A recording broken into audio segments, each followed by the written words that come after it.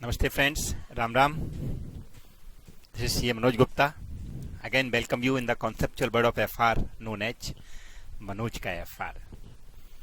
Now friends, make the new heading, that is dividend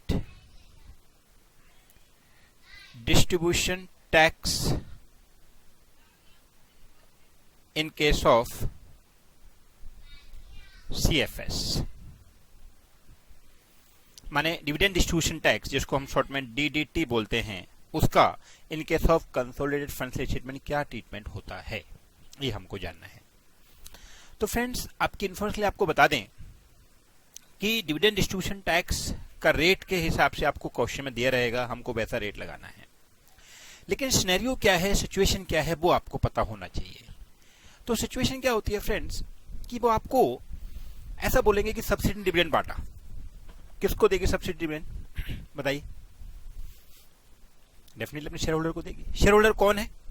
तो हम भी शेयर होल्डर हैं, सो हमको भी मिलेगा। सो अगर सब्सिडी डिविडेंड देती है तो सपोज मानते हैं paid dividend by S limited से 1 लाख, तो उसको डिविडेंड डिस्ट्रीब्यूशन टैक्स भी भरना पड़ेगा। भरना पड़ेगा नहीं भरना पड़ेगा? Very good. तो डिविडेंड डिस्ट्रीब्यूशन टैक्स जो भी रेट हो, शेज्यूम कर लो 10%, 20%, वैसे normally 15% plus tax higher education से सब मिला के होता है, बट एनी रेट हो सकता है, तो हम अज्यूम कर लेते हैं 20% है सपोज, ठीक है। तो ओवरऑल 1,20,000 का पेमेंट हो जाएगा, बराबर। क्योंकि फ्रेंड्स, इसके ऊपर काफी सारे बच्चों के डाउट भी आए हैं कि सर ये डीटीटी होता क्या है, इसका क्या चक्कर है इंडिया के हिसाब से। मैं ये इंडिया के हिसाब से बात कर रहा हूँ friends. India 110, 111, then 28 and 27, right. So अभी हमने डिविडेंड दिया, डिविडेंड डिस्ट्रीब्यूशन टैक्स पे किया, काम खत्म हो गया। अब हम आते हैं होल्डिंग कंपनी के यहाँ पे, एच लिमिटेड या parent company. So parent company को डिविडेंड रिसीव होगा कि नहीं होगा? बिल्कुल रिसीव होगा। सो डिविडेंड रिसीव करेंगे। सपोज हमारे पास 80% होल्डिंग है, तो 1 लाख का 80% हमको रिसीव होगा, 80,000। इसमें कोई शक? No problem at all. अब क्वेश्चन आया कि जो डिविडेंड डिस्ट्रीब्यूशन टैक्स जो एस ने भरा है, इनडायरेक्टली उसको पी कंट्रोल कर रहा है, लेकिन भरा तो एस ने है, तो क्या डिविडेंड डिस्ट्रीब्यूशन टैक्स का भी कुछ हिस्सा पी को मिलेगा क्या? आप बोलोगे सर वो तो टैक्स है, वो तो गवर्नमेंट को जाएगा, उसका क्या काम? लेकिन काम आ सकता है। कहां पता है? सेट ऑफ करने में। सेट ऑफ मतलब अगर suppose parent company is also paid the dividend, I repeat, suppose parent company ने भी डिविडेंड पेड किया, तो क्या होगा? उसको भी डिविडेंड डिस्ट्रीब्यूशन टैक्स भरना पड़ेगा। सो ऐसे केस में उसने जो डिविडेंड रिसीव किया है उसके ऊपर डिविडेंड डिस्ट्रीब्यूशन टैक्स भर दिया है, तो इंडियस 110 बोलता है कि भाई आप लोग चाहो तो जो डिविडेंड डिस्ट्रीब्यूशन टैक्स आपने यानी कि सब्सिडी ने भरा है, जो कि होल्डिंग को मिला है, उसका जितना परसेंटेज होल्डिंग को मिला है उतना होल्डिंग भी उसका क्रेडिट ले सकता है, और नेट टैक्स ही उसको भरने की जरूरत पड़ेगी। कुछ समझ आया? लेकिन आप बोलोगे sir suppose dividend company holding company ने नहीं दिया, तो कोई बात नहीं है, तो हमारा वो सेट ऑफ नहीं मिलेगा, हमारा वो पीएल में चला जाएगा। लेकिन वो ऐसा बोलते हैं कि जब डिविडेंड रिसीव करेंगे तो हम डिविडेंड डिस्ट्रीब्यूशन टैक्स भी रिसीव करेंगे। किससे? सब्सिडी से। कितना रिसीव करेंगे? बोले 20,000 का 80% हमारा है, तो 80% डिविडेंड डिस्ट्रीब्यूशन टैक्स भी हमारा हुआ, तो 16,000 हमारा हुआ। तो आप बोलोगे सर ये क्या कर रहे हो, डिविडेंड डिस्ट्रीब्यूशन टैक्स गवर्नमेंट को देना है, अपने बाप का थोड़ी है। नहीं, लेकिन अपने यहां दिखाने का है, हमारे थ्रू हम उसको पीएनएल में ले जाएंगे। लेकिन हमारे थ्रू से मतलब कंसोलिडेटेड फाइनेंशियल स्टेटमेंट के थ्रू। एक्चुअल में तो एक्सपेंडिचर जो सब्सिडी का ही है, लेकिन हम यहां पर सेट ऑफ करेंगे ऐसा बोल के कि ये 16,000 जो है वो कंसोलिडेटेड पीएनएल के अंदर जाना चाहिए, और जो बचा हुआ 4,000 है 20%, जो कि एनसीआई का पार्ट है, वो एनसीआई के अकाउंट में ले जाएंगे। अगर आपको याद हो तो हमने जो बड़ा वाला सम किया था, जिसमें सारे के सारे कॉन्सेप्ट टुगेदर आए थे, ऑल 5 फाइनेंशियल स्टेटमेंट हमने टुगेदर कंसोलिडेट किए थे, उसके अंदर ऐसा ट्रीटमेंट हमने किया भी था। बट वहां पर जो डिविडेंड था उस डिविडेंड डिस्ट्रीब्यूशन टैक्स के ऊपर कोई स्पेसिफिक क्रेडिबिलिटी हमने यूज नहीं की थी। इसके लिए वो बोलते हैं कि इन स्पेसिफिक केस अगर आप चाहो तो उसकी क्रेडिबिलिटी यूज कर सकते हो। वो कैसे यूज करना है, let's come to the next point. Suppose अभी पी ने डिविडेंड खुद ने भी पे किया, कितना पे किया, सपोज 2 लाख का पे किया, और उसके यहाँ डिविडेंड डिस्ट्रीब्यूशन लायबिलिटीज 20% के हिसाब से अपन एज्यूम किया हुआ है, तो 40,000 आया। अब वो बोलते हैं ऐसे केस में कि हमने डिविडेंड रिसीव भी किया था, तो 16,000 का हमको क्रेडिट मिलना चाहिए। So therefore dividend distribution tax paid by H या P limited is only 40,000 less 16,000, यानी कि 24,000। ऐसे हमको क्रेडिट मिल जाएगा। जैसे हम लोग जीएसटी का क्रेडिट लेते हैं ना, इस टाइप का क्रेडिट हम जो डिविडेंड हमको रिसीव हुआ है उस पर डिविडेंड डिस्ट्रीब्यूशन टैक्स पे किया है, तो उसका क्रेडिट हमको होल्डिंग कंपनी के यहां पे मिल जाएगा। ओके, अगर सपोज क्रेडिट अवेलेबल नहीं है तो हम बोलेंगे उसको कंसोलिडेटेड के पीएल अकाउंट में डाल देंगे, हमारे होल्डिंग से डायरेक्टली उसको क्रेडिट नहीं मिलेगा, क्योंकि वो एक्चुअल में एक्सपेंस तो सब्सिडी का ही है, बट हम उसकी क्रेडिट ले सकते हैं as dividend distribution tax is allow to set off if our subsidiary company paid dividend distribution tax, then holding company can get the set off. अब आप बोलोगे सर इसका मतलब ये हो गया कि हम अगर खुद टैक्स पे करने वाले हैं उसमें से जो सब्सिडी ने पे किया वो उतना टैक्स हमारा डायरेक्ट हो जाएगा। बिल्कुल सही बात है, लेकिन स्पेसिफिक केस अगर क्वेश्चन बोले कि हाँ इसका सिनेरियो में हम कैसे कैसे सेट ऑफ कर सकते हैं, तो अब आप बोलोगे सर ये क्या only in case of Ind AS 110 होगा? हम बोलेंगे in the case of Ind AS 110 भी होगा, और वहां पे जहां पे हम लोग प्रोपोर्शनेट असेट्स लेंगे वहां पे भी होगा, लेकिन जहां पे इन्वेस्टमेंट ही लिया जा रहा होगा वहां नहीं होगा। इन शॉर्ट इंड AS 110 में होगा यस, इंड AS 111 में होगा तो पार्टली यस। अगर हमारा जॉइंट ऑपरेशन है तो एक क्रेडिट मिल सकता है, लेकिन अगर जॉइंट वेंचर है जिसके लिए इंड AS 28 होने वाला है वहां नहीं मिलेगा। सो इसके लिए हम यहाँ पे आ जाएंगे इंड AS 28 में, तो यहाँ पे नो है, क्योंकि यहाँ पर हम असेट्स लायबिलिटी लेते ही नहीं है। भले इक्विटी मेथड फॉलो करते हैं लेकिन खाली प्रॉफिट ऐड करते हैं, किसमें? इन्वेस्टमेंट में। और वो प्रॉफिट में से भी अगर डिविडेंड इशू कर दिया तो डिविडेंड तो माइनस कर देते हैं, सब्जेक्ट टू उस प्रॉफिट को हमने बिफोर डिविडेंड ऐड किया था, और डिविडेंड मिलेगा तो उसके बाद में प्रॉफिट माइनस कर दिया जाएगा, बराबर। सो ये इंड AS 110 में फुल अप्लाई किया जाएगा, जो कि डिविडेंड डिस्ट्रीब्यूशन का एडजस्टमेंट किया जा रहा है। इंड AS 111 में अगर जॉइंट ऑपरेशन है जहां पे हम प्रोपोर्शनेट असेट्स लायबिलिटी लेते हैं वहां पे प्रोपोर्शनेट लिया जाएगा, पूरा नहीं लिया जाएगा। कितना लिया जाएगा? प्रोपोर्शनेट, यानी कि हमारा हिस्सा, और वैसे भी हमारा हिस्सा ही एडजस्ट किया जाता है। और अगर जॉइंट वेंचर है तो नहीं लिया जाएगा, क्योंकि उसके हम इन्वेस्टमेंट ही रखते हैं, उसमें हम इक्विटी मेथड के अकॉर्डिंग पोस्ट ऐड कर देते हैं। अगर हम सेपरेट फाइनेंशियल स्टेटमेंट फॉलो कर रहे हैं तो वहां तो कुछ भी नहीं आता है, वहां तो फेयर वैल्यू या cost as per Ind AS 109 और 105 केस में भी, बराबर।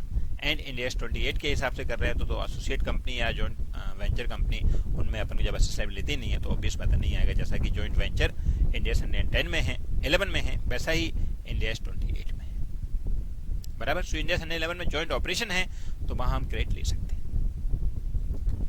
ओके, सो फ्रेंड्स इनडायरेक्टली थोड़ा सा माइंड में याद रख लो कि अगर हमारी सब्सिडी ने हमारा डिविडेंड डिस्ट्रीब्यूशन टैक्स भरा है तो हम भी उसका क्रेडिट ले सकते हैं, subject to certain condition, plus आपको क्वेश्चन में जैसा दिया हो वैसा आप अप्लाई कर सकते हैं।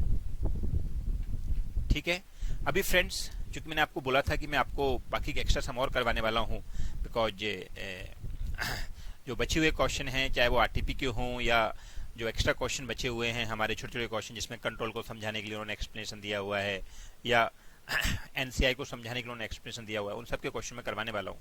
तो व्हाट आई डू, मैं एक बार आपका लाइन से आरटीपी ओपन करता जाता हूँ, मई 20, फिर नवंबर 19, फिर मई 19, ऐसे करते जाएंगे, क्योंकि इसका सम भी फ्रेंड्स एक आरटीपी में दिया हुआ है, बाकी के आपके मॉड्यूल के अंदर इसका क्वेश्चन नहीं दिया है।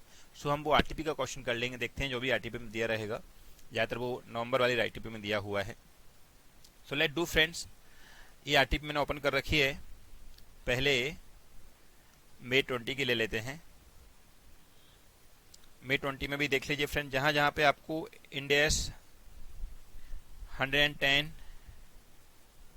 या 111 या 28 या 27 देखिए तो उसको रोक लीजिए, तो दैट ये 110 मिल गया। ये कब की है? मई 2020 की। यहाँ लिखा नहीं जाएगा बट कोई बात नहीं, मई 2020 की आरटीपी है, जिसका सॉल्यूशन मैंने आई थिंक मेरे यूट्यूब चैनल पे भी डाल के रखा हुआ है पूरा आरटीपी का। Let do. Gamma limited a parent company is engage in a manufacturing and retail activities. ठीक है। The group hold investment in different entity as following. Okay, ठीक है। Gamma limited hold 100% investment in G limited and D limited. ठीक है। G limited and D limited hold 60% and 40% in G D limited respectively. Okay. फिर Delta limited is 100% subsidiary of G D limited. So friends, ऐसे उसने chain holding का case बना दिया है, right. अब यहां हम लिख नहीं सकते, नहीं तो लिख सकते तो हम लोग उसको वो भी बना सकते हैं diagram, right. So gamma limited and में सबका मालिक है, 100% जी और एल एंड डी को होल्ड करता है वो। जी लिमिटेड एंड डी लिमिटेड जो है वो 60-40% इन जी डी होल्ड करते हैं, तो डायरेक्टली जी डी को भी कंट्रोल कर रहा है वो। और delta limited is 100% subsidiary of G D limited, तो जी डी जो है वो डेल्टा को 100% होल्ड करता है। तो इनडायरेक्टली देखा जाए तो gamma limited is the owner of which? G D, G D and delta, चारों का ओनर है। ठीक है। Firstly gamma limited wants you to suggest whether GD limited can avail. GD कौन है? सेकेंड नंबर का कंपनी, नहीं थर्ड नंबर का company, right. Can avail the exemption from the preparation of the presentation of consolidated financial statement as per applicable Ind AS. तो exemption जो हम लोग 110 में लेते हैं कंसोलिडेटेड फाइनेंशियल बनाने से, उसमें चेन होल्डिंग के केस में जीडी जो बीच में फंसा हुआ है वो एग्जम्प्ट हो सकता है क्या? तो बिल्कुल हो सकता है। उसके लिए हमने 4 कंडीशन देखी थी। अगर वो 4 कंडीशन फिलफिल हो जाती हैं, जो कि हमने ऑलरेडी लिख के रखी हुई भी है, जिनमें सबसे पहली कंडीशन थी कि जो जीडी है वो किसी और की सब्सिडी होना चाहिए, जो कि होल्डिंग है किसी और का। तो जीडी जो है वो होल्डिंग है डेल्टा का, लेकिन जीडी सब्सिडी है गामा का, और आप बोल सकते हो जीएनडी का। तो इसके लिए कहीं ना कहीं वो फर्स्ट कंडीशन फुलफिल हो रही है। सेकंड कंडीशन, जो कंपनी है डेल्टा, उसका शेयर जो है वो लिस्टेड पब्लिक में ट्रेड नहीं होना चाहिए, और ना ही ट्रेड के प्रोसीजर में होना चाहिए, और किसी को ऑब्जेक्शन नहीं होना चाहिए, तो हम बोल सकते हैं कि we can get the exemption. Secondly, if other fact remain the same as ever, okay, except that G limited and D limited are both owned by the individual, say Mr. X, instead of Gamma Limited, then explain whether GD Limited can avail the exemption from the preparation and presentation of the consolidated financial statement. तो friends again बात वही आएगी कि अब जो GD का holding है, जी और डी जो है वो GD को होल्ड कर रहे हैं, अगर वो GD होल्ड नहीं करेंगे तो GD किसी और की सब्सिडी नहीं होगी, तो ऐसे केस में नहीं चलेगा। लेकिन वो बोल रहे हैं कोई और होल्ड कर रहा है, are both owned by an individual semester, उससे कोई फर्क नहीं पड़ता। मतलब वो दोनों कंपनियां जो जी एंड डी हैं वो इंडिविजुअल एक्स होल्ड कर रहा है, उससे हमारा कोई फर्क नहीं पड़ेगा, क्योंकि एक्स होल्ड कर रहा हो जी और डी से, that is not a matter. लेकिन जी और डी के जो सब्सिडरी है वो गामा लिमिटेड ने 100% लेके रखी है, वो एक क्लियरिटी होना चाहिए। लेकिन ऐसा कैसे हो सकता है कि गामा ने भी लेके रखा है 100% और मिस्टर एक्स ने भी लेके रखा है? एक बार रीड करते हैं फिर से। Secondly, if all other facts remain in the same as above, except that G Limited and D Limited are both owned by an individual, say Mr. X, instead of Gamma Limited. ओहो, माने gamma का भी holding चला गया, तो friends change हो जाएगा ना आंसर, क्योंकि गामा जो है वो कहीं ना कहीं कंट्रोल कर रहा था, तो गामा ने अपने यहाँ पे कंसोलिडेटेड फाइनेंशियल बना दिए होंगे, या गामा ने बना लिए, तो उसका मतलब फिर वो एग्जम्पशन में आ जाएगा। लेकिन अगर वो मिस्टर एक्स होल्ड कर रहा है तो उसका मतलब उसको गामा होल्ड नहीं कर रहा है। Then explain whether GD limited can avail the exemption from the, बिल्कुल नहीं ले सकता है फिर तो। क्यों? क्योंकि उसके बाद में वो जो फर्स्ट कंडीशन है कि वो किसी और की सब्सिडी होना चाहिए, वो तो होगी नहीं, बराबर। हाँ, देन हम ऐसा बोल सकते हैं कि एक्स की वो सब्सिडरी है, तो हो सकती है। तो अगर एक्स की सब्सिडरी है तो एक्स अपने फाइनेंशियल स्टेटमेंट में अगर बनाता है कि मैं कंसोलिडेटेड फाइनेंशियल में बना रहा हूं एक्स, मिस्टर एक्स जो अकेला होल्ड कर रहा है किसको, जीडी को, अगर वो यहां मेंशन कर देता है कि मैं अपने फाइनेंशियल स्टेटमेंट बना रहा हूं, तो हम बोल सकते हैं कि उसको बेनिफिट मिल सकता है। तो आंसर सेम हो जाएगा।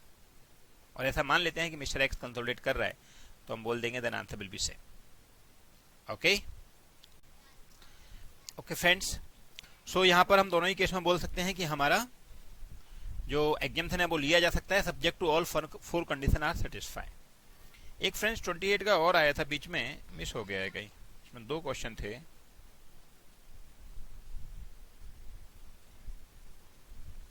इंडिया सन 11 का है, देखो ये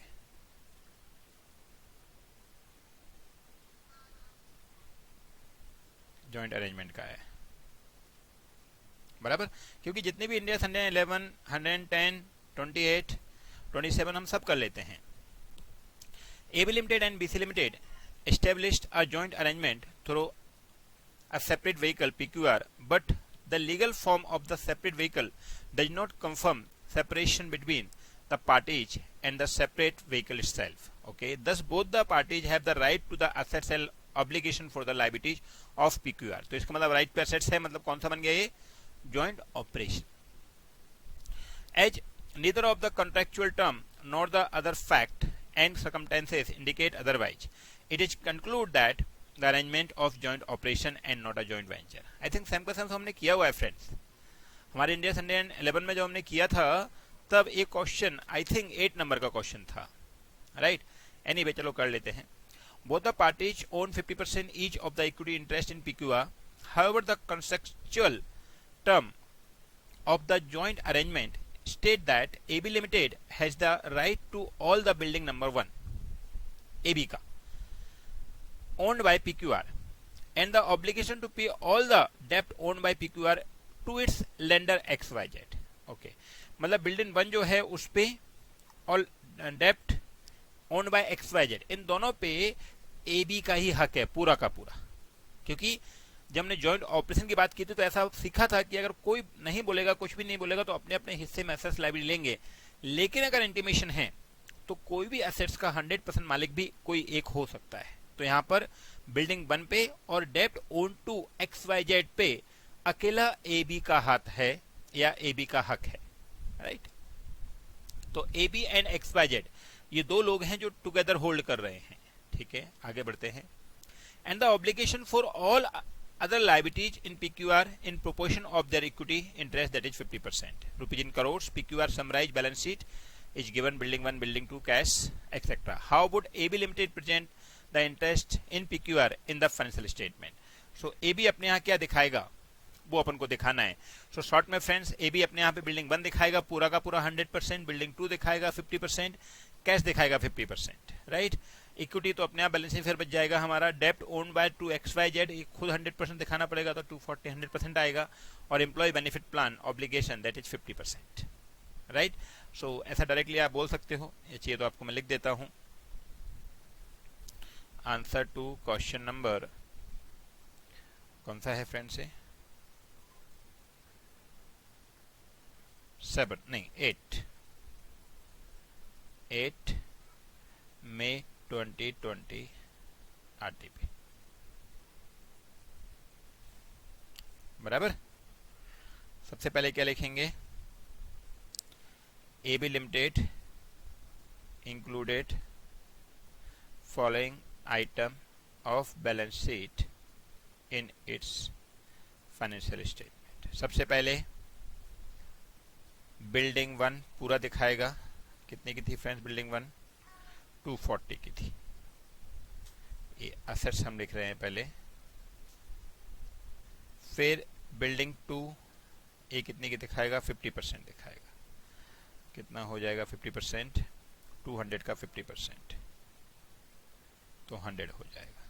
फिर कैश 40 का है, उसका भी 50% दिखाएगा 20। टोटल लगा दें हम चाहिए तो 360, चूंकि पूरा सम नहीं है हमारे पास, बट हमारे पास जितना है उतना लिख देते हैं, कोई बात नहीं है। फिर इक्विटी एंड लायबिलिटीज, उसके अंदर कितना है, इक्विटी का 50% ऑटोमेटिक आ जाएगा, डेप्ट ओन 240 टू XYZ, डेप्ट टू XYZ 240 पूरा आएगा 100%, क्योंकि उस पर 100% हमारा राइट है। फिर क्या है, employ benefit plan obligation 100, employ benefit plan obligation 100 का 50%, 50 बराबर, तो कितना हो जाएगा 290। तो इक्विटी हो जाएगा हमारा, ये तो डिफरेंस ले लो 70 का, और वैसे भी उतना ही आ रहा है, लेकिन इक्विटी हो सकता है हमारा अलग भी हो 50% से, क्योंकि हमने जितना एसेट लायबिलिटी लिया उस हिसाब से हम दिखा देंगे। अदरवाइज इक्विटी का भी 50% ले लेंगे तो भी चलेगा, देयर इज नो प्रॉब्लम। लेकिन बैलेंस शीट टैली करना है तो इसके लिए हमको ऐसे अरेंज करना है जिससे एटलीस्ट इस वजह से हमारी अकाउंट टैली हो जाए, नहीं तो उसका दूसरा इफेक्ट हमारी खुद की पर्सनल बैलेंस शीट में डालना पड़ेगा, हमारी खुद की पर्सनल बैलेंस शीट में डालना पड़ेगा। ठीक है, चलिए नेक्स्ट पढ़ते हैं। ये इससे रिलेटेड नहीं है जो हमने बात किया डिविडेंड डिस्ट्रीब्यूशन टैक्स, ये ऐसे ही जनरल वे में दिए हैं, लेकिन मेरी इच्छा है कि सारे एक बार आरटीपी क्वेश्चन हो जाएंगे तो you will become more comfortable. ये एक और दिया है फ्रेंड्स इंडिया 28 के ऊपर, right. An entity P parent has two wholly owned subsidiary X and Y, okay, each of which has the ownership interest in the associate entity Z.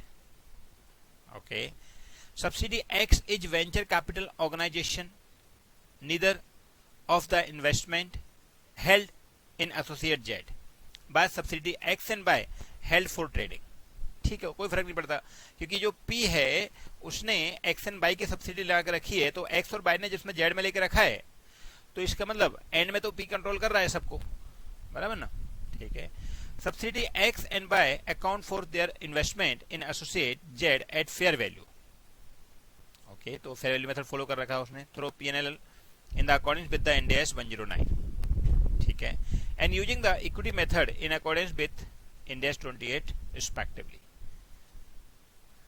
Okay, तो वहां पे इक्विटी मेथड फॉलो किया जा रहा है और एक जगह हमने 109 फॉलो कर दिया। How should P account for the investment in associate Z in the following scenario. So P के यहाँ पे अपन क्या करेंगे, तो P के कहीं ना कहीं सिग्निफिकेंट इन्फ्लुएंस तो हो ही चुका है, क्योंकि P जो है X और Y को कंट्रोल कर रहे हैं और XY जो हैं वो Z को कंट्रोल कर रहे हैं, बराबर। सो इसके लिए हम बोल सकते हैं कि एंड में P का कंट्रोल तो है। अब पूछा उसने कि P account for the investment in associate Z in the following scenario. क्या सिनेरियो है वो भी देख लेते हैं जरा। Scenario 1, where both investment in the associate result in significant influence on a stand alone basis, subsidy X and Y ownership interest in associate Z is 25% and 20% respectively. तो friends no problem, हमारा अगर directly निकाला जाए तो भी कोई फर्क नहीं पड़ता, इनडायरेक्टली निकले तो भी कोई फर्क नहीं पड़ता। हमारा एक ही चक्कर है कि सिग्निफिकेंट इन्फ्लुएंस होना चाहिए, और अब अगर हमारा सिग्निफिकेंट इन्फ्लुएंस है तो हम बोलेंगे कि एंड में P कंट्रोल करता है, तो P के यहाँ पे एज एसोसिएट ही रिकॉर्ड किया जाएगा। Okay, second scenario, when neither of the investment in the associate result in the significant influence on the stand alone basis. अच्छा, अकेले उनका नहीं है significant influence, but do provide the parent with significant influence on a combined basis. अब combined base पे कर रहे हैं तो भी एक ही बात है friends. Subsidy X and Y ownership interest in associate Z is 10%, but combined base पे कर सकते हैं, तो अगेन हम बोलेंगे कि ये हमारी एसोसिएट कंपनी है और हमारा significant influence अवेलेबल है, तो answer will be same. Next, when one of the investment in the associate result in the significant influence on the standalone basis, okay, अच्छी बात है, and the other investment in the associate does not result in the significant influence on the stand alone basis. तो क्या हुआ, एक ने तो है ना, अब एक का स्टैंड अलोन बेसिस पर है और जो कि हमारी सब्सिडरी है, तो इसका मतलब हम उसको ऐसा बोलेंगे, वो ऐसा करेगा तो हमारा भी सिग्निफिकेंट इन्फ्लुएंस हो गया उसमें, right. Subsidy X and Y ownership interest in associate Z is 30% and 10% respectively, assuming there is significant influence if the entity has 20% or more voting right. तो फ्रेंड्स वैसे उसने खुद नहीं बोल दिया, लेकिन हमको नहीं बोलता तो अभी हम मानते कि 20% है, उससे ज्यादा होता है तो वोटिंग राइट माना जाता है। लेकिन फिर भी हमने सीखा हुआ है अच्छे से इंडिया 28 के जब हमने क्वेश्चन किए थे कि अगर कहीं पे भी सिग्निफिकेंट इन्फ्लुएंस की हिंट मिल जाए तो आप समझ जाना कि वो हमारी एसोसिएट या जॉइंट वेंचर कंपनी है। ठीक है, तो ऑल सिनेरियो में जो जेड है वो पी का एसोसिएट या जॉइंट वेंचर कंपनी एप्लीकेबल है। ठीक है, चलिए नाउ फ्रेंड्स, नेक्स्ट May 20 हो गया, नवंबर 19 लेते हैं। नवंबर 19 में शायद एक क्वेश्चन दिया हुआ है डिविडेंड डिस्ट्रीब्यूशन टैक्स का, लेकिन एक बार चेक करते जाइए फ्रेंड्स। 102, 109, 23, 115, 110, 19, 110। तो ये हमारे काम का है। ये कब की आरटीपी है फ्रेंड्स, मैं यहाँ लिख देता हूं। अभी हम कौन सी आरटीपी कर रहे हैं, नवंबर 2019। What will be the accounting treatment of dividend distribution tax in the consolidated financial statement in case of क्या लिखा है, इन case of partly owned subsidiary in the following scenario. ठीक है, तो पार्टली ओन्ड सब्सिडी मतलब सब्सिडरी है हमारी। तो सब्सिडी केस में तो हम बोलते हैं कि हम इसको क्या करते हैं, हम इसको एडजस्ट कर सकते हैं, क्योंकि सब्सिडी केस में अगर dividend distribution tax subsidy company पे करती है तो जितना हमारा हिस्सा है उतना हम सेट ऑफ ले सकते हैं। हमसे मतलब पेरेंट कंपनी इन कंसोलिडेटेड फाइनेंशियल स्टेटमेंट और इंडिविजुअल व्हेन दे पे द डिविडेंड, राइट। ठीक है, scenario 1, H limited holding company hold 12,000 equity share of H Limited, subsidiary of H Limited with 60% holding accordingly। ठीक है, H Limited is a partly owned subsidiary of H Limited, बिल्कुल partly owned है। During the year 2011, H Limited paid dividend of 10 per share and DDT 20% on it। Okay, should the share of H Limited in DDT paid by H Limited amounting to 24,000 कैसे आया, 60% of 40,000, क्योंकि dividend distribution tax हमने 60% भरा है, dividend distribution tax हमने 40,000 भरा है, sorry. तो 10 रुपीज पर शेयर के हिसाब से हमने दिया है, तो इसका मतलब 40,000 ओवरऑल डिविडेंड डिस्ट्रीब्यूशन टैक्स भरा है, उसका 60% हमारे पास है, तो 24,000 हमको मिलना चाहिए। B change an expense in the consolidated profit and loss of H limited, बिल्कुल लिख सकते हैं फ्रेंड्स, 100% यस। क्योंकि ये जो है क्या हो रहा है कि सब्सिडी जो डिविडेंड दे रही है, अगर हम खुद डिविडेंड इशू नहीं कर रहे हैं तो हम अपने पीएनएल में तो ले जा सकते हैं उसको एटलीस्ट। अब जो हमारे पीएनएल में ले जाएंगे तो आप नेट इफेक्ट सोच के देखो, नेट इफेक्ट रिमेन सेम।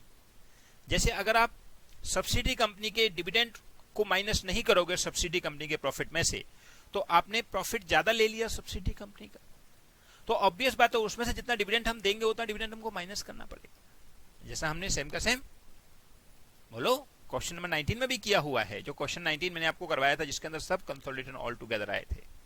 सो इसके लिए हम बोल सकते हैं कि डिविडेंड जो है अगर हम माइनस कर देंगे तो डिविडेंड माइनस करने के बाद प्रॉफिट ऐड किया जाएगा, तो डिविडेंड डिस्ट्रीब्यूशन टैक्स अलग से माइनस करने की जरूरत नहीं है, या अलग से हमारे पीएनएल लिखने की जरूरत नहीं है।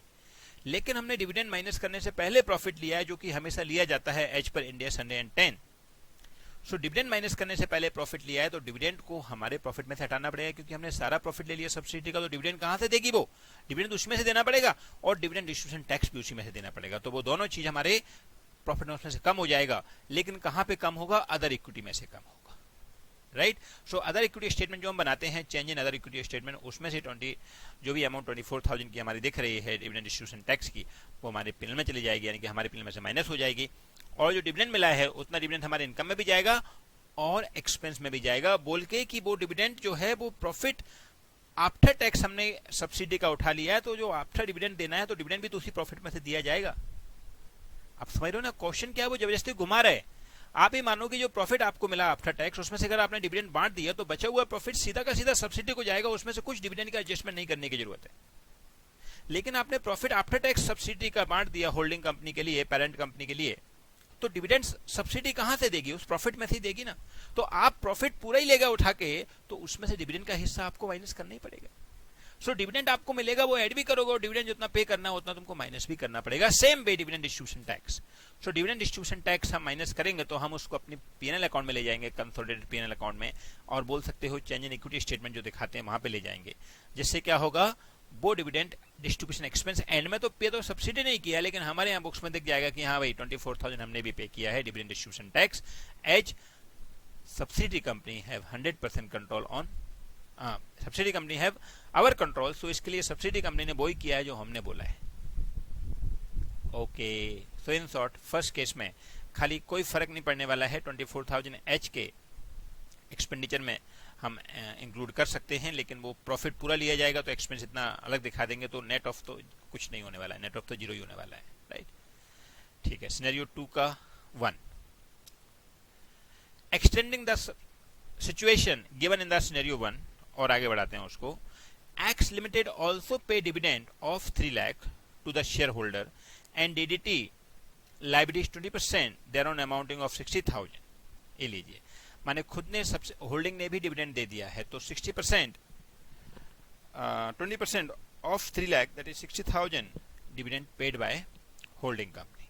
ठीक है, as per the tax law DDT paid by S limited of 24,000 is allowed as set off against the DDT। ये देखो स्पेशली ये मेंशन होना चाहिए कि as per tax law it is allow to set off DDT liabilities to H limited. तो ये allow है तो हम अभी माइनस कर देंगे सीधा सीधा। हमारा कितना लाइबिलिटी बनता है 60,000, उसमें से 24,000 हमने जो एस का पे किया है इनडायरेक्टली वो 24 माइनस हो जाएगा, तो हमको टैक्स पे कितना आएगा 60,000 माइनस 24,000 इट्स कम्स टू 36,000। तो 36,000 हमको पे करना पड़ेगा and it is allow. So definitely allow है, हम एंड में बोल सकते हैं कि हम 36,000 ही पे करेंगे, और ओवरऑल डिस्ट्रीब्यूशन टैक्स जो कंसोलिडेटेड फाइनेंशियल स्टेटमेंट में जाना चाहिए वो जाएगा 36,000 ए प्लस 40,000 जो सब्सिडी ने पे कर दिया, यानी कि 76,000 total, 76,000 total dividend distribution tax will be paid. तो मैं लिख देता हूं एक बार आंसर टू क्वेश्चन नंबर कौन सा है फ्रेंड्स, 10 नवंबर 2019 आरटीपी, राइट। तो उस पर क्या लिखेंगे, in first case it's allowed to 24,000 that is 40,000 का 40% 60% to be charged in consolidated financial statement profit and loss, बराबर। सेकेंड सिनेरियो में we will get set off as it's allow as per income tax law in the given question, बरोबर ना। therefore net tax dividend distribution tax paid by S 40,000 and paid by H 60 होता है, उसमें से 24 का set of मिल जाएगा तो 36,000। therefore in consolidated financial statement our dividend distribution tax should be 76,000। और इंडिविजुअल में, इंडिविजुअल फाइनेंशियल स्टेटमेंट के अंदर कितना हो जाएगा 36,000 इन एच लिमिटेड, क्योंकि एच को 60,000 में से 36 ही पे करना है, 24 तो उसको सेट ऑफ मिल गया है from the subsidiary company. Okay, चलो नेक्स्ट सिनेरियो देखते हैं। Scenario B, if in a above H limited pay dividend amounting 1 lakh with DDT liabilities 20% amounting 20,000।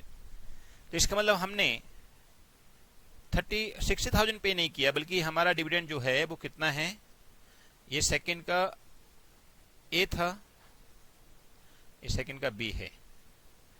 If P limited dividend distribution tax is only 20,000 that is 1 lakh का 20%,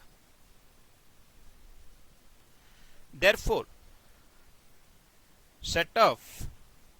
setup will be allow max 20,000 तक obvious, therefore H limited या P limited will not pay dividend at all, will not pay dividend distribution tax, बराबर zero रहेगा. But in consolidated financial statement dividend distribution tax expense हमारे हिस्से के जो बचेंगे 24 minus 20,000, 24 तो हमारा 24 ओवरऑल क्रेडिट मिलना चाहिए था हमको, उसमें से 20,000 का क्रेडिट मिल गया, हमने ले लिया क्रेडिट क्योंकि हमारा 20,000 ही टैक्स पेड था. तो 4,000 हमारी तरफ से पीएनएल में चले जाएंगे इन कंसोलिडेटेड फाइनेंशियल स्टेटमेंट, और 20,000 का हमको सेट ऑफ मिल जाएगा जिससे dividend distribution tax parent company को कुछ नहीं पे करना पड़ेगा. ओके, तो जो मैंने पहले एक्सप्लेनेशन दिया था अब उसका आप यहाँ पे मीनिंग समझ सकते हो क्या है. Right, scenario 3, build the answer difference for the treatment of dividend distribution tax paid by associate in the consolidated financial statement of investor if as per the tax law of DDT paid by the associate is not allowed. देखो friends खुद ही बोल रहा है, अभी अपन को दिमाग क्या लगाने की जरूरत है, आप लोगों को पता कैसे चलेगा सर अलाउ है कि नहीं. अरे वो खुद ही बोलता है बेचारा, वो बोलता है कि एसोसिएट के लिए अलाउ नहीं है. हम भी नॉर्मली लॉ ये है कि एसोसिएट के अलाउ नहीं है, तो यहाँ पे भी उसने यही बोल दिया है कि एसोसिएट के अलाउ नहीं है, तो हम भी बोलेंगे भाई फिर उसके बाद कोई सेटअप मेटअप नहीं मिलेगा. हाँ बराबर. देन आप बोल सकते हो थर्ड सिनेरियो में no setup will be allow to associate, या आप बोल सकते हो as per Ind AS 28. Okay, so friends a dividend distribution tax का एडजस्टमेंट हो गया, जिसमें बहुत सारे बच्चे कंफ्यूज हो रहे थे, मेरे से पूछ भी रहे थे डिविडेंड डिस्ट्रीब्यूशन टैक्स का क्या ट्रीटमेंट होता है एज पर इंड AS 110, 111, 28, 27. सो ये आपको मैंने बता दी. नाउ फ्रेंड्स मेन आइडिया और ले लें, चलो मेन आइडिया और लेते हैं.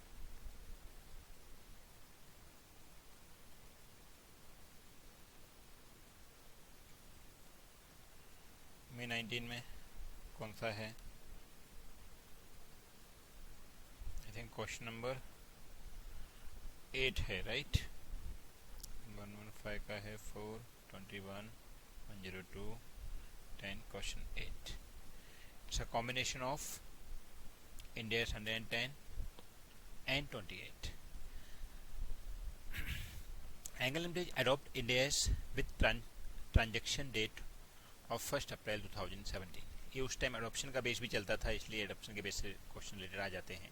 इसलिए हम मे 19 तक ही आरटीपी सॉल्व करेंगे, उसके आगे का नहीं करेंगे बिकॉज वो ज़्यादा अभी यूजुअल है, ऐसा नहीं है, लेकिन हमारे लिए ज़्यादा यूजुअल नहीं है. हम उसके लिए बाकी के बच्चों के क्वेश्चन और सॉल्व करेंगे. राइट, भले अपन ओल्ड कोर्स के question as per new course करें. ठीक है. Prior to Ind AS adoption it following accounting standard notified under company act. बिल्कुल सही बात है. It has made investment in the equity share of pharma limited. Pharma limited में investment कर रखा है. A listed company engage in the business of pharmaceuticals. The share holding pattern of pharma limited is given below. ठीक है. Pharma limited में angle ने लेकर रखा है 21%. Little angle limited refer note number 2. Note number 2 में क्या है, little angle limited is a subsidiary of angle limited. Okay, under the Ind AS in which angle limited hold 51% voting right. Okay, इसका मतलब little angle limited जो है वो angle limited की subsidiary है.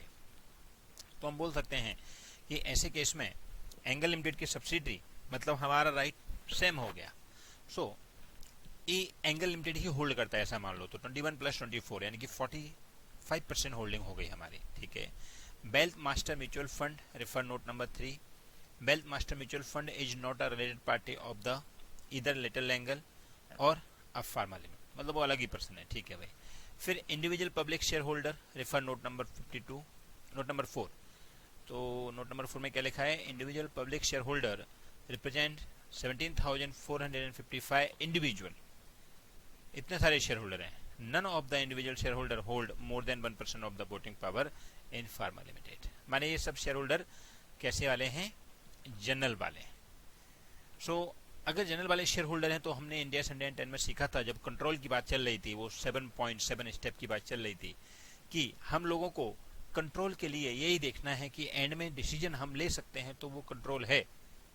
तो उसके लिए जो इंडिविजुअल शेयर होल्डर होते हैं जिनके पास 1-1, 2-2 शेयर हैं या 1% से लेस देन शेयर हैं, उन लोगों को अगर हम काउंट भी नहीं करेंगे वोटिंग राइट में तो भी चलेगा, क्योंकि वो बंदे कैसे हैं, वो बंदे आने वाले तो है नहीं, प्लस उनकी कोई मेजोरिटी होने वाली है नहीं कि वो 1% मिलके 1000 लोग एक साथ आ जाएंगे। तो भी कितना परसेंट होगा, 1000 लोग एक साथ आ जाएंगे तो भी उनका परसेंटेज उतना नहीं हो पाएगा जितना अकेले एंगल के पास पड़ा है, क्योंकि एंगल के पास उसकी सब्सिडी को मिला दिया जाए तो 43% होता है, राइट। लेट्स सी 52% वो हल्का, हमको एक ऐसा मान लेना है कि वो एक्स्ट्रा ही है, तो अभी 48 को बेस मान के हमको मेजोरिटी ढूंढनी है कि किसके पास है। आप बोलो सर ये तो गलत बात है, गलत बात नहीं, इंडिया इंडियन टेन वही तो बोलता है। इसलिए कंट्रोल के ऊपर अराउंड उसने 20-25 क्वेश्चन खाली ये समझाने के लिए दिए हैं कि कंट्रोल का मतलब क्या होता है। सो ट्राई टू अंडरस्टैंड कि यहाँ पर हमको ये देखना है कि डिसीजन हम ले सकते हैं क्या, तो हमारा कंट्रोल हो गया। अब इंडिविजुअल शेयर होल्डर जो है उनको तो कोई पड़ी नहीं है कंपनी क्या कर रही है, तो कंपनी जो कर रही है, कई लोग तो मीटिंग में ही नहीं जाते हैं। मैं आपको बताऊँ तो 90% लोग तो मीटिंग में ही नहीं जाते हैं। बाकी के लोग जाते हैं वो खाली यही देख के आते हैं, चलो भाई ठीक है, घूम फिर के आ जाते हैं क्या क्या किया है, बाकी they don't have the any influence to do the something, या उनके पास कोई सिग्निफिकेंट इन्फ्लुएंस नहीं होता है। इसलिए हम उनको ऐसा मान लेते हैं कि वो हैं जरूर, लेकिन हमारे वोटिंग राइट में उनका कोई ज़्यादा वैल्यू नहीं है, राइट। ओके, ये मैं कंट्रोल पर्पज से बता रहा हूँ, क्योंकि होने को तो बहुत सारा उसका फंडा है, इतना सारा लॉजिक है, इतना सारा ये दिमाग लगाओ वो, बट एक एग्जाम पॉइंट ऑफ व्यू से आपको इतना समझने की जरूरत है कि जो 1% या लेस जिनके पास शेयर पड़े हुए हैं वो कोई वोटिंग राइट में कंट्रोल काउंट नहीं किए जाते हैं, और हमको वोटिंग कंट्रोल देखना होता है, तो वोटिंग कंट्रोल के हिसाब से हमारे पास मेजोरिटी हो चुकी है, ठीक है। All commercial decision of Pharma Limited are taken by the director who is appointed by the simple majority vote of the shareholder in the annual general meeting। लीजिए सारे के सारे डिसीजन भी कौन लेता है, डायरेक्टर लेते हैं, जो कि सिंपल मेजोरिटी से एजीएम में लिए जाते हैं, और एजीएम में मेजोरिटी किसकी चलती होगी, एंगल की ही चलती होगी, क्योंकि आप देखो एंगल और लिटल दोनों मिलके 45% होल्ड कर रहे हैं, और बाकी जनरल पब्लिक को तुम हटा ही दें तो ओवरऑल 48 में थे 45% वो लोग होल्ड कर रहे हैं, तो डेफिनेटली उनकी ही मेजोरिटी है। Following table shown the voting pattern of the past AGM pharma limited. अच्छा, उन्होंने कुछ पास्ट एजीएम का डिटेल दिया हुआ है। Okay, AGM of the financial year 13-14, 14-15 and 15-16, 3 साल का डेटा दिया हुआ है। एंगल लिमिटेड का attend and voted favour of all resolution, attend and voted in the favour of all resolution, मतलब उसका काम ही इनडायरेक्टली ये है कि जो रेजोल्यूशन वो बनाती है वो खुद ही बनाती होगी, तो उनके फेवर में ही रिजल्ट देगी, ठीक है। Little angle limited attend and vote at the direction of the angle limited, definitely क्योंकि एंगल जो है वो उसकी होल्डिंग है, तो एंगल अगर कंट्रोल कर रहा है तो लिटिल को वैसे ही काम करना पड़ेगा, तो वो सब केस में सेम है। फिर वेल्थ मास्टर म्यूचुअल फंड जो है attend the meeting all the resolution except and favor in all resolution except for the reappointment of the retiring director। तो रिटायरिंग डायरेक्टर को रीअपॉइंटमेंट के लिए उसकी मेजोरिटी कोई काम ही नहीं करेगी, क्योंकि 46% तो हमारे पास है, और जो बची हुए 42% हैं, 52% हैं, उनमें से कितने लोग आते हैं वो भी हमको शायद यहाँ पे कुछ आइडिया दे रहे हैं, तो देखते हैं। तो सब में सेम ही दिया है उसने। फिर इंडिविजुअल का बताया हुआ है 7% of the individual share holder attend the AGM, all the individual share holder voted in the favour of all resolution except that 50% of the individual shareholder voted against the resolution for appointment of the retiring director। ये लीजिए, मतलब 52% के 7% ही खाली आते हैं। So indirectly देखा जाए तो 3.64% ऑफ टोटल के आते हैं, तो 3.64% प्लस 45 प्लस 3 ओवरऑल होता है अराउंड 51%। सो 51% लोग ओवर अटेंड करते हैं, उसमें से 45% मेजोरिटी एंगल के पास है, ऐसा बोल सकते हो। सो ये क्वेश्चन क्या बोलना चाहता है, लेट्स सी, अभी तो पढ़ते जा रहे हैं हम लोग, ऐसे दिमाग लगा रहे हैं अपनी साइड से। Pharma limited has obtain substantial long term borrowing from a bank, the loan is a payable in 20 year from 1 April 2017 as per the term of the borrowing, following action by the pharma limited will require prior approval of the bank, ठीक है। Payment of dividend to be shareholder in case or kind, okay. So pharma limited obtain or subsidy loan for boring from bank, bank से loan लिया है, उस चक्कर में उनको restriction है, किसने दिया है, बैंक ने रिस्ट्रिक्शन दिया है कि following are the action of pharma limited will require prior approval of the bank, dividend देने के लिए, बायबैक करने के लिए, इशू ऑफ बोनस देने के लिए, amalgamation of the pharma limited with other entity के लिए, और obtain additional loan from the any entity के लिए, इन सब के लिए उसको अप्रूवल लेना पड़ेगा बैंक से, ऐसा उसने बोला है, क्योंकि बैंक से उसने लोन लेके रखा है, ठीक है, चलेगा वो भी। एक बैंक लोन एक्स्ट्रा आ गया बीच में। Recently the board of director of pharma limited proposed to dividend of 5%. However, when a CFO of the Pharma Limited approached the bank for obtaining their approval, the bank rejected the proposal, citing concern over the short-term cash liquidity of Pharma Limited. 5% उसने dividend के लिए बोला, उसने reject कर दिया bank ने। क्यों? क्योंकि बैंक ने जब लोन दिया था तब बोला था भाई आपको ये परमिशन लेना पड़ेगा मेरे से, क्योंकि बैंक क्या बोलता है कि it need to approval because bank से लोन लिया है। हमने भी जब बैंक से लोन लेते हैं तो हम अपने घर को मॉर्गेज रख देते हैं या जो भी हमारा एसेट्स होता है उसको मॉर्गेज रख देते हैं।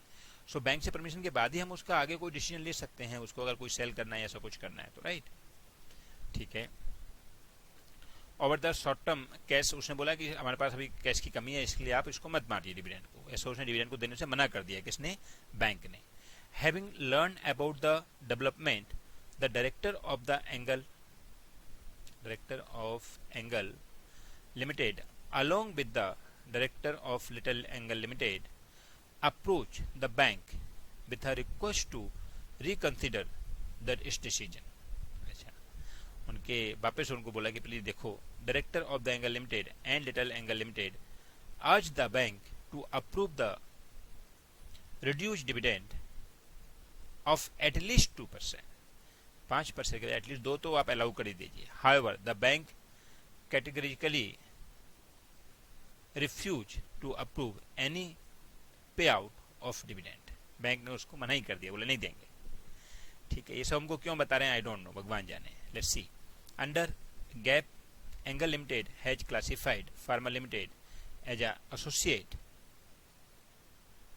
Angle Limited classified GAAP मतलब AS के हिसाब से उसने associate माना हुआ है उसको। ठीक है। As the CFO of the Angle Limited, you are required to comment on the correct classification of the Pharma Limited transaction in to Ind AS के हिसाब से। तो H पर GAAP यानी कि AS 23 के हिसाब से उसने उसको associate अभी तक मान रखा था, क्योंकि उसके पास कितना परसेंट होल्डिंग थी? उसके पास 22%, 21 या 22 कितना परसेंट था?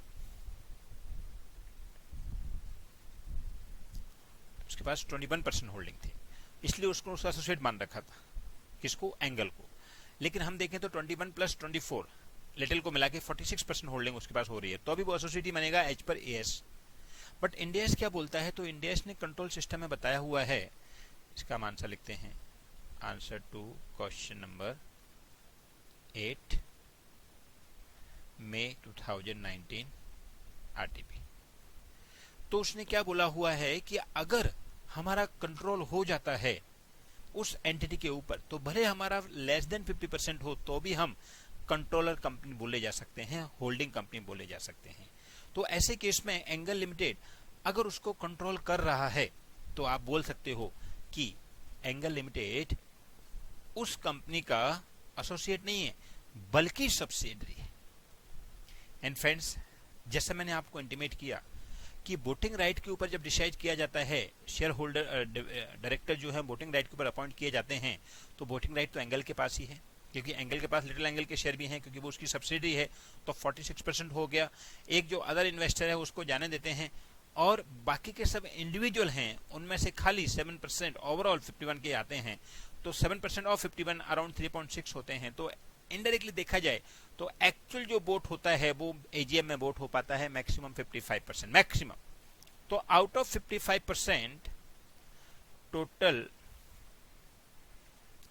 Voting in AGM is max 55% as per the record. Out of that in angle limited have voting right कितना है? 45%। 21 खुद के पास है और जो सब्सिडी है उसके पास 24% है। हालांकि 24 का 60% ही लेना चाहिए हमको, या 51% ही लेना चाहिए जितना हम होल्ड कर रहे हैं, लेकिन ओवरऑल इनडायरेक्टली तो कंट्रोल कर ही रहे हैं, तो 45% है। तो therefore majority vote is in the hand of angle limited. Therefore,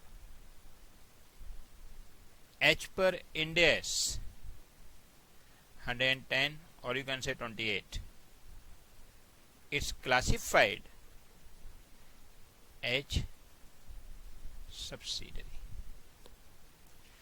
associate नहीं बनेगी। एज पर गैप या आप बोल सकते हो as per old accounting standard वो एसोसिएट होगा, लेकिन अब इंडिया 110 और 28 के हिसाब से वो क्या बन जाएगा, सब्सिडरी बन जाएगा। क्यों? क्योंकि यहां पर उसके पास वोटिंग राइट मोर देन 50% हो गया है, जितना एक्चुअल में वोट हो रहा है।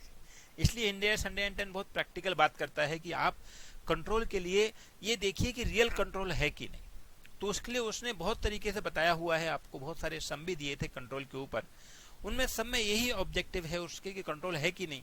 तो उसके लिए आपको यही चेक करना है कि अगर आपका सिग्निफिकेंट इन्फ्लुएंस है कि डिसीजन तुम्हारा ही होगा और आप ही डिसीजन लेने वाले हो, जो आप बोलोगे वो ही होने वाला है। जैसा कि उसने पास्ट जो 4 एजीएम का उसने डिटेल दिया हुआ है, 3 एजीएम का डिटेल दिया हुआ है, उन सब में एंगल की ही बात चल रही है। सब्जेक्ट टू वो बैंक आ गया बीच में, तो bank is different matter. Bank voting right नहीं होती है, लेकिन बैंक के साथ हमने जब लोन लिया है तो हमने एग्रीमेंट साइन कर दिया कि भाई तू जो है बोलेगा तो ही हम डिविडेंड बांटेंगे, तो ही हम बायबैक करवाएंगे, तो ही हम बोनस देंगे, क्योंकि बैंक के पास हमारा लोन है। तो बैंक डेफिनेटली इसके लिए हमको फोर्स कर सकता है कि you can't do like this, because bank को अपने पैसे की चिंता है।